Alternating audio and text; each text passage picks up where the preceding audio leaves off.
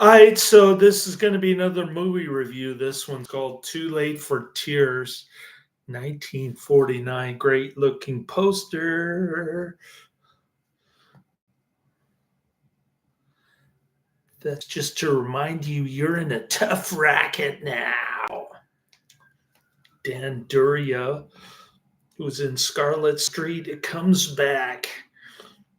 Too Late for Tears is a 1949 U.S. film noir starring Elizabeth Scott, Don DeFore, and Dan Duryea.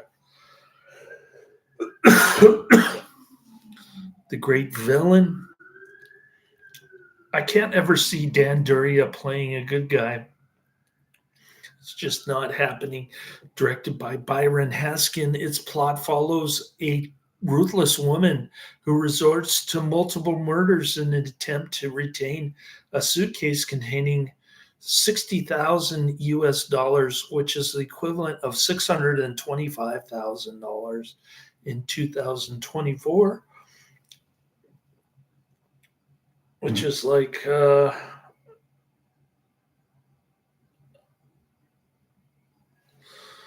little bit more than double what I got from the redeveloper recently. It's a lot of dough for 1949. And it doesn't belong to her. It's other people's money. I love this flick. I'm giving it 5 out of 5 stars. Another great film noir, a hidden gem.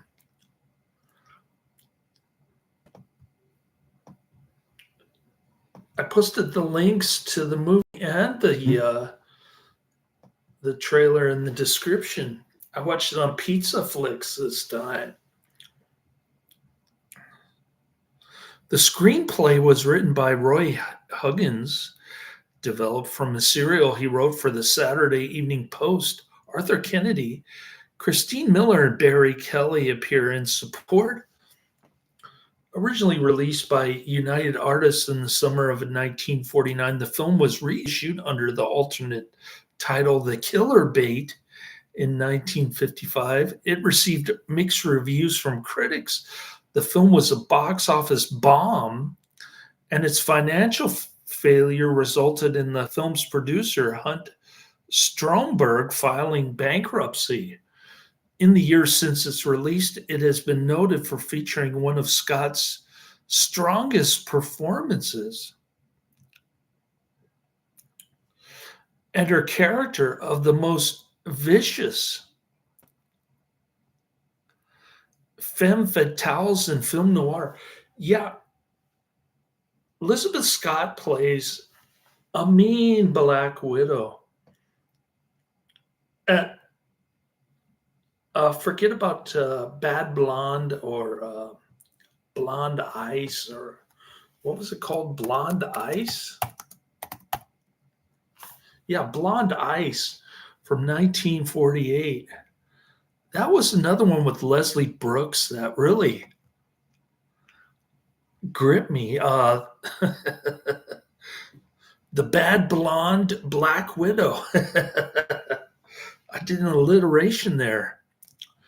Too Late for Tears has been in the public domain and available in varying cuts. In 2015, the UCLA Film and Television Archive and Film Noir Foundation undertook extensive restoration of the film, combining elements sourced from France with additional material from the surviving 35 millimeter and 16 millimeter prints. The restored version of the film was released in 2016 on Blu-ray by Flicker Alley in the United States and Arrow Films in the UK. The film has developed a cult following in the years since its release. Yeah, I can see why. It's an amazing film noir. It's just incredible. It gripped me from beginning to end. I didn't want to stop watching. I didn't want to fall asleep, which is a change from from the prior movies that I've been reviewing. Anyways, production company Hunt Stromberg Productions, distributed by United Artists. Release date July 3rd, 1949. Running time 100 minutes. Perfect running time 1 hour 30 minutes. Country United States. Language English. Okay, here we go. Los Angeles couple Jane and Alan Palmer are returning from a party when the driver in an oncoming car tosses a bag of cash into their car. The Palmers elude another car that pursues them, and in a compromise between Jane wanting to keep the money and Alan wanting to contact the police, they agree to check the bag at Union Station. Bad mistake. When Alan is at work, a man named Danny Fuller comes to the Palmer apartment. Danny Fuller tells Jane the money was intended for him. This is the great, I don't know. I don't know how Dan Duryea stole money from an insurance company. It's $60,000 all in cash,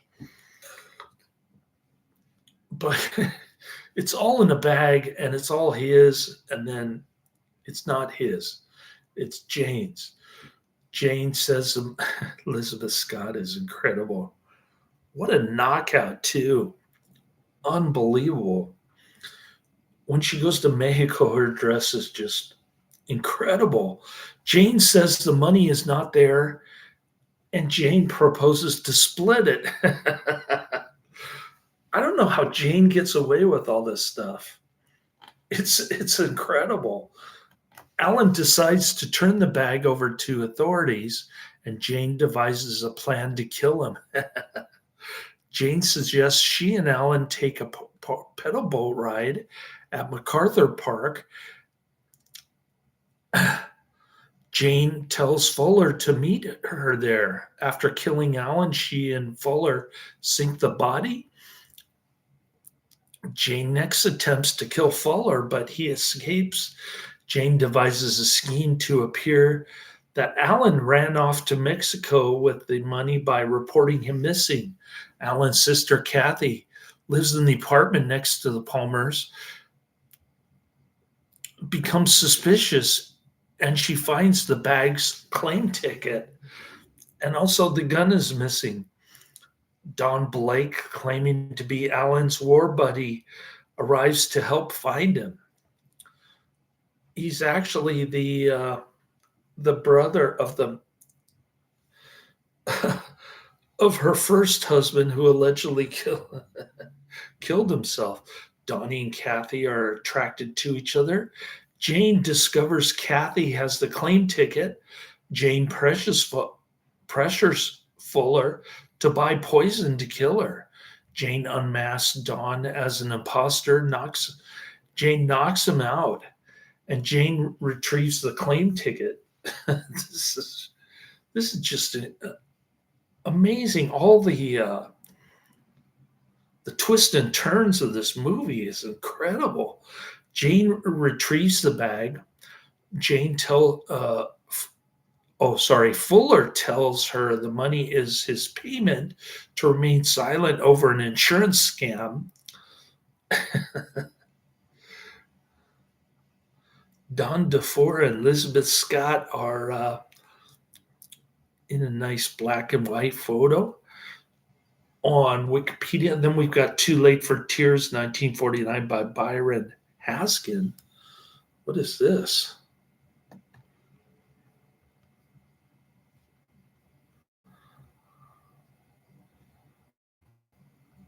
Oh, this is the UCLA print. I should have watched this one.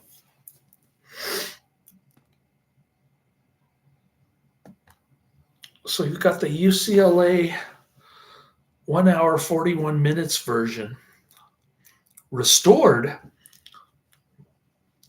on Wikipedia. I should have watched this version. The last movie, I should have watched the Tubi version.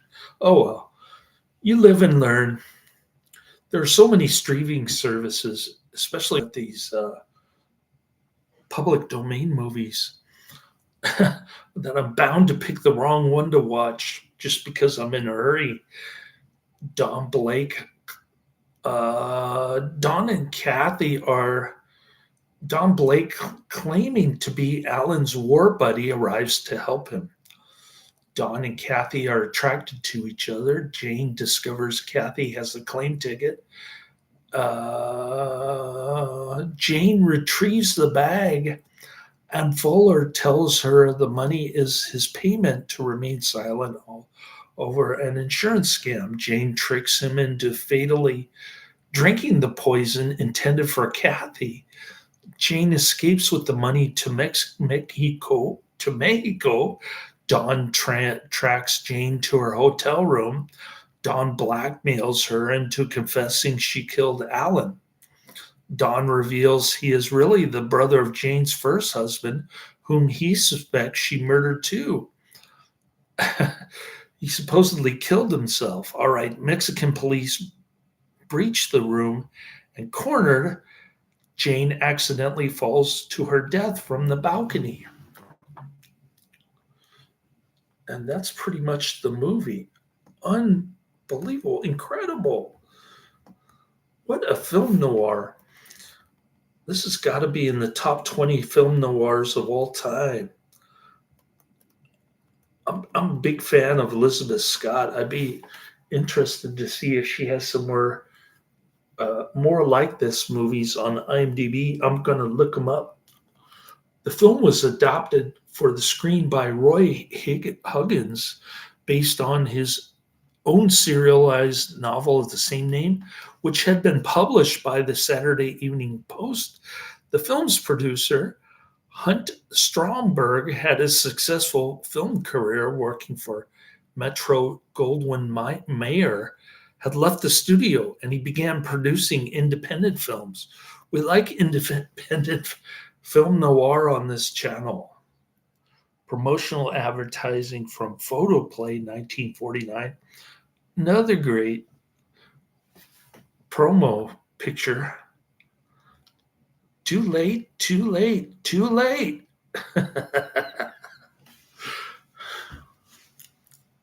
Good stuff. Stromberg initially sought Joan Crawford for the lead role of Jane Palmer, Kirk Douglas as Danny Fuller, and Wendell Corey as Don Blake. Instead, Hal B. Wallace, with whom Elizabeth Scott was under contract, loaned out her for the project. At the request of director Byron Haskin, who had previously directed Scott in I Walk Alone, 1947, Don DeFore and Dan Duryea were ultimately cast as Don and Danny, respectively. Too Late for Tears was distributed by United Artists, opening regionally in Arkansas and Kentucky on July 3rd, 1949. The film opened in Los Angeles on July 13th, 1949. It was re-released in August 1955 under the alternate title Killer Bait by Astor Pictures.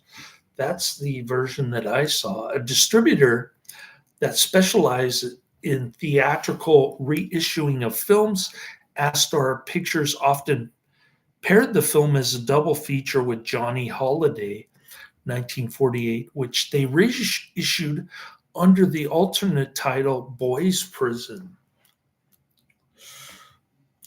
Too Late for Tears was a box office bomb at the time of its release, sending its producer into bankruptcy. Upon its original release, Too Late for Tears received mixed reviews from critics. A.H. Weller of the New York Times wrote, "If proof be needed at this point that money is the root of all evil, a theme, incidentally, which has been the root of more than one motion picture than Too Late for Tears, which came to the Mayfair on Saturday, is positive proof," for producer Hunt Stromberg, director Byron Haskin, and scenarist Roy Huggins, who adopted his own Saturday Evening Post serial. Herein, have fashion and effective melodramatic elaboration of that theme, despite an involved plot and an occasional overabundance of palaver, not all of which is bright. This yarn about a cash hungry dame who doesn't let men or conscience stand in her way is an adult and generally suspenseful adventure. Philip K. Scheuer of the Los Angeles Times conceded that Scott gives the role everything she does have with the growling, unvarying intensity, but left that overall but felt that overall the film was a routine specimen of crime melodrama.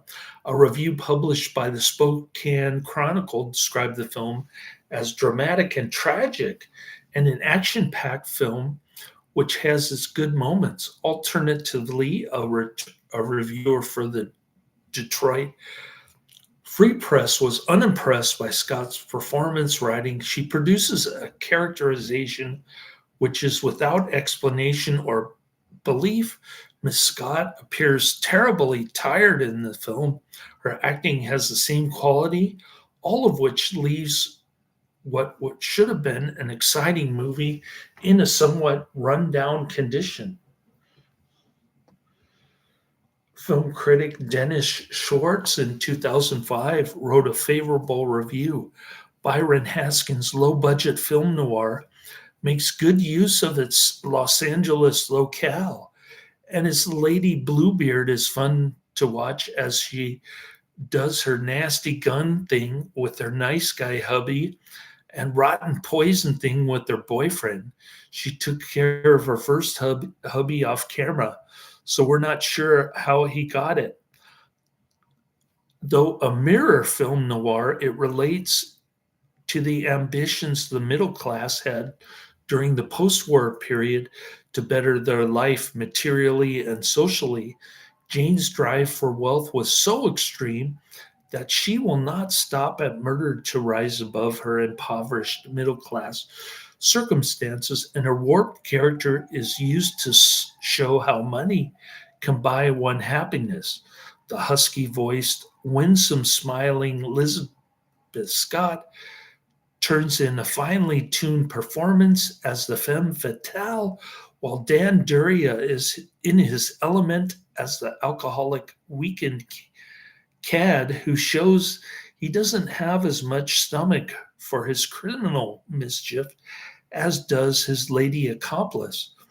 As of May 2023, the film holds a whopping 100% approval rating on the review aggregator Rotten Tomatoes based on the critical reviews. Too Late for Tears fell in the public domain in the decades after its release, owing to the dissolution of its corporate holders who failed to renew its copyright. The original camera negatives were subsequently lost. It has been released on VHS and DVD by numerous distribution companies.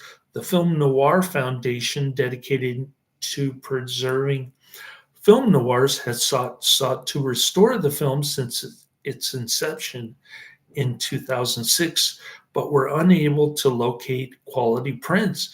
In 2011, Eddie Muller, a film scholar and president of the foundation, received anonymous correspondence regarding a 35 millimeter print of the film that had allegedly been sold to a collector on the East Coast.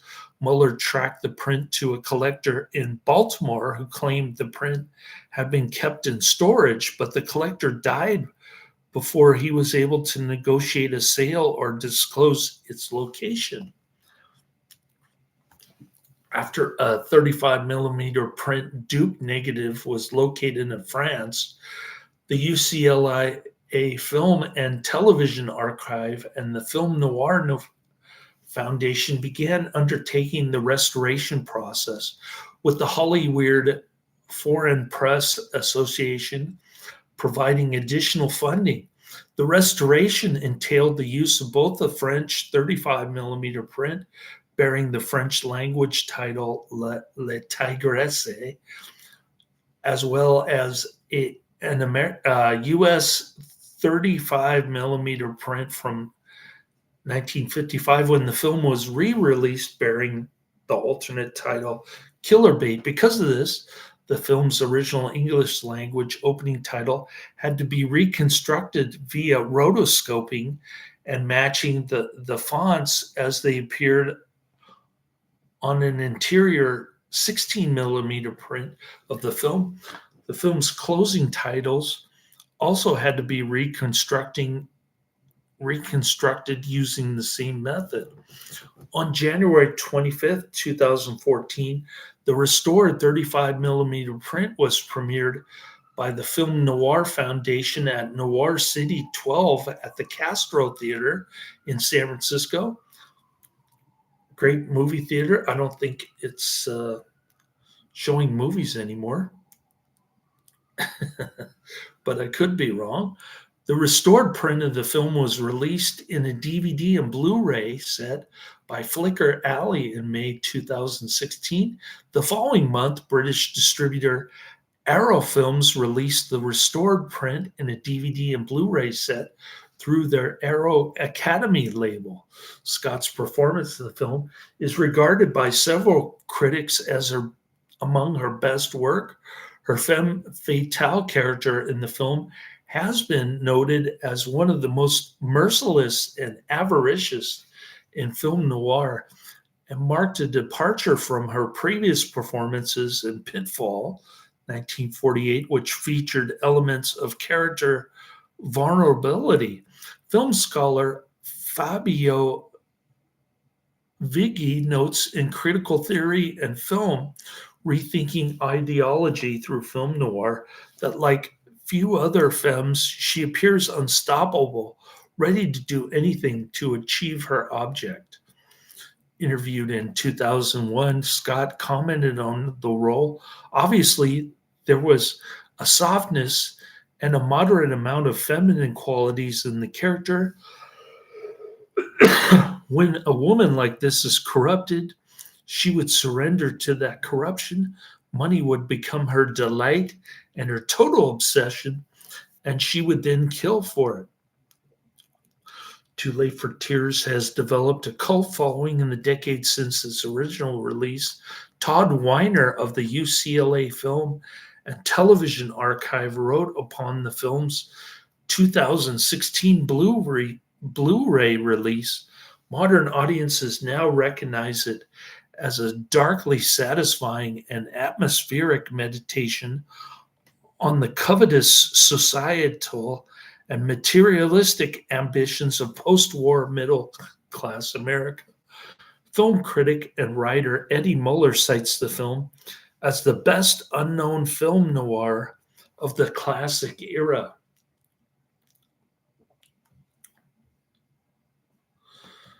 That's interesting because my pastor says that the post-World War II generation is the greatest generation who ever lived.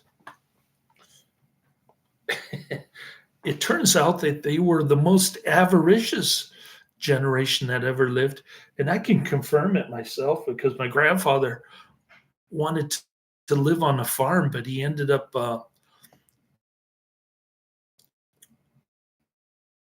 working as a senior chemist at SRI for 50 years. And so he bought a huge house in Robert City in 1974 for like 20,000. Now it's worth over $1 million. And yeah, this is how people behaved in the late 40s. Anyway, Too Late for Tears, 1949, 1 hour, 39 minutes. It gets a 7 on IMDb, 6,400 ratings. Through a fluke, it gets a whopping 3. Are you kidding me? Through a fluke circumstance, a ruthless woman stumbles across a suitcase filled with $60,000 And at the rate of inflation, it's lost 10 times its value and is determined to hold on to it even if it means murder. All right. Here's a less flattering review, albeit still higher than average. 8 out of 10.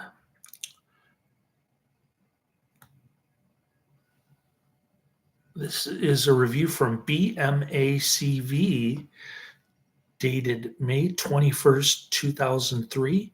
And the title of the review on IMDb is Lizabeth Scott Tries Her Luck as Unregenerate, Femme Fatale in Hard-Boiled Noir. Lizabeth Scott did her best remembered work in film noir. More than half of her only 21 screen credits fall within the noir cycle, and she became one of its iconic faces. Rarely, however, was she called upon to play the fully fledged femme fatale, and there's probably a reason for this. She couldn't bring off duplicity. Her smile had no standings. Let's see what it says here. Her smile had no shadings into wry or ironic or smirky. It had but one setting, a fresh, guileless grin that lit up like a Christmas tree. F. Scott Fitzgerald, in his sad screenwriting days, observed of Joan Crawford that you couldn't give her a simple stage direction like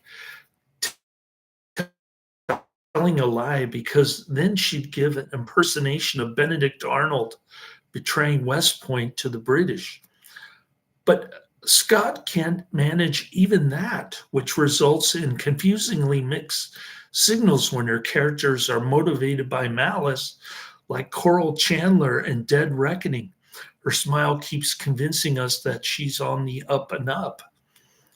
Her, her damn smile keeps switching on it in Too Late for Tears, even though there's no doubt that she's one hard, cold cut case. She and husband Arthur Kennedy are bickering one night en route to a party in the Hollywood Hills when suddenly a suitcase crammed with cash lands in the roadster. He wants to turn it over to the police, but she persuades him to think it over. So they check the Valesian capital. It's clear she has no intention of surrendering the windfall. We learn that her background was white collar poor, middle class poor, and that she made a previous marriage solely for money. She's a gold digger.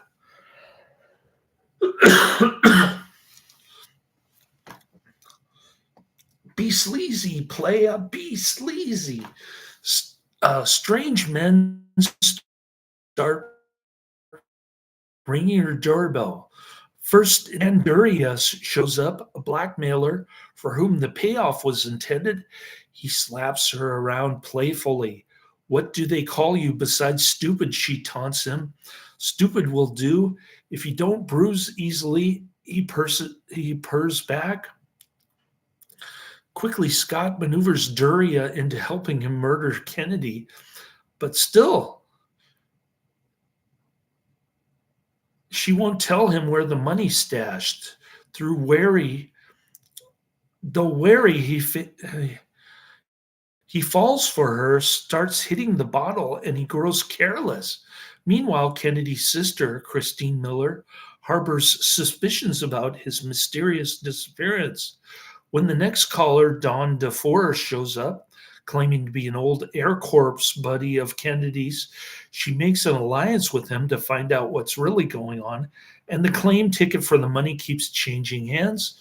The plot is none too simple, and in consequence, director Byron Haskins spends a lot of time trying to keep it clear rather than addressing some questions about character and logic that inevitably arise. Why did the avaricious, manipulative Scott marry Kennedy in the first or second place? Why does the sister live so conveniently close?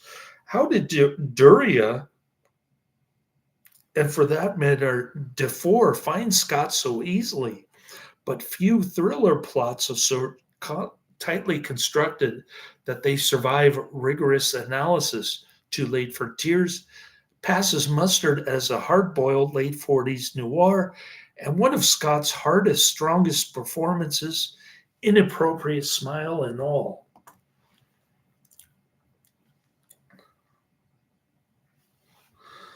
I thought she was great as the Black Widow, femme fatale, whatever you want to call her. She did an excellent job. More like this, Elizabeth Scott and I Walk Alone, Elizabeth Scott and Pitfall. Then we've got Woman on the Run and Impact. I'm going to look up all four of those. The UCLA Film and Television Archive has remastered Too Late for Tears 1949 from a recently discovered original print. The restoration process took 5 years after the print was discovered in France, and it involved piecing segments of another copy into the restored version to have a complete film. The restoration was funded by the Film Noir Foundation. The restored version was broadcast on July 17, 2015 on the Turner Classic Movies Network in pristine condition. The restored version of the film was released in 2016 on Blu-ray in the US and the UK. The film has developed a cult following in the years since its release. Jane tells Alan that the $790 she has spent represents about 0.1% of the money in the satchel. Since they thought they had 100,000, later determined by Danny, the blackmailer, to be $60,000, 0.1% of 100,000 would be $100. So she spent closer to 0.8% of what she thought she had. 0.1% of 60,000 would be $60, and 790 would be slightly over 1.3% of that amount. Danny Fuller is quoted as saying, "Don't ever change, Tiger. I don't think I'd like you with a heart." This was edited into Your Afternoon Movie, Too Late for Tears, 2022. Release date August 13th, 1949 in the US, country of origin United States. Language is English and Spanish, also known as Killer Bait. Filming locations: MacArthur Park, Los Angeles, California, USA. Production company Hunt Stromberg Productions. And then we've got the technical specs: runtime 1 hour 39 minutes, 99 minutes. Color black and white, aspect ratio 1.37 to 1. Now let's go down our list. I'll give you the next three on the list. Hard Rock Zombies, 1984. Then we've got Carol, the Pope, the Man, 2006. And Harley Davidson and the Marlboro Man, 1991. I'll try to get to the last two on Thanksgiving Day, depending on how many times my son wants to go hiking. He'll probably sleep in. And then we'll go to Mass. I don't know the Mass time for Thanksgiving, but I'm guessing it will be midday. We'll see. We'll find out. And yeah, it should be good. I'm knocking these out. Done 3 so far this weekend. I go back and correct the location later.